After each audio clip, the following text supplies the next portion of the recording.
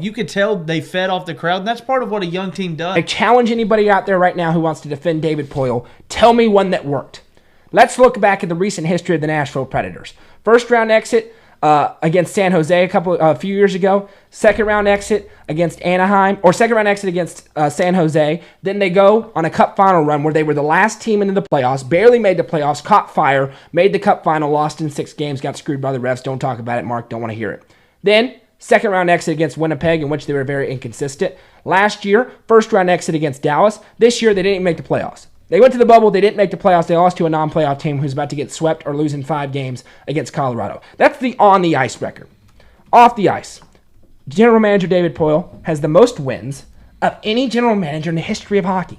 That is a really impressive statistic. He's won 0 championships. And last time I checked, you play to win championships. Okay? So that's a fact. Now let's go through his recent moves. And I challenge anyone. Tell me which one was good. He traded Seth Jones for Ryan Johansson. Ryan Johansson has a knack for disappearing in the regular season every season and showing up in the playoffs. He's got really good line mates in Victor Arvidsson and Philip Forsberg. Has that worked out to the level that we really expected it to for Nashville? I would venture to say no. Seth Jones is one of the top defensemen in the National Hockey League. Let's continue. Matt Duchene, anybody? We were all told Matt Duchene is the savior. Matt Duchene is the guy. We're finally getting propelled. We've got a top-tier offense. Matt Duchene was invisible this entire season. Absolutely invisible. That one didn't work. You want to tell me last year that Jared Tenorti in the playoffs was a better option than PK Subban? I tend to say no. So did that move work? No. Anybody seen what Kevin Fiala did for Minnesota, one of the best players in the league? Where was Mikael Granlund? Did that move work out? No. Where was Wayne Simmons last year? 1 point in 17 games. Gone.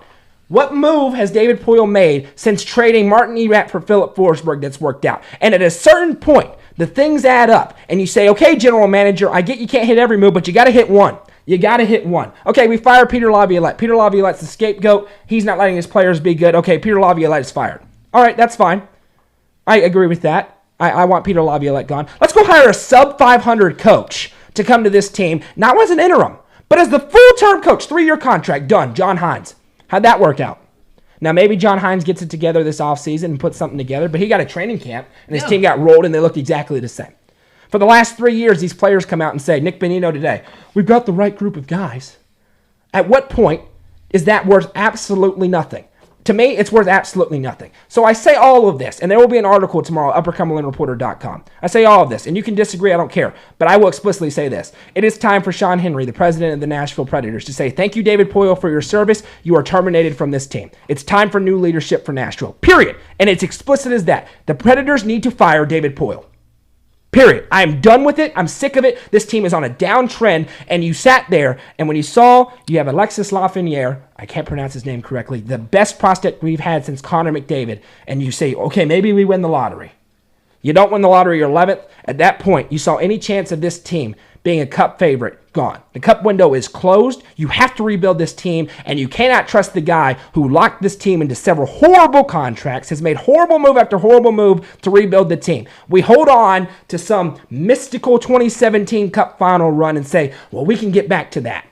No, you can't. You've been downsliding ever since, and quite frankly, you probably didn't deserve to go on that cup final run either. You just caught fire at the right time, which can happen in the NHL. There is something wrong with this team. Everybody's been scapegoated. PK Subban was scapegoated. Peter Laviolette was scapegoated. Kevin Fiala was scapegoated. At what point do you go to the head honcho? It is time to move on. I appreciate what David Poile has done for this franchise. I really do. He has kept this franchise relevant for 20 years since they entered the league, but it is time for change. I haven't read any of the comments, but let's get to it now. Yeah, let's get to it. So, as I promised you guys, that was entertaining, and that was one of Noah's rants. And if you can't tell, he's very passionate about the Preds, and I understand this may be a touchy subject for some.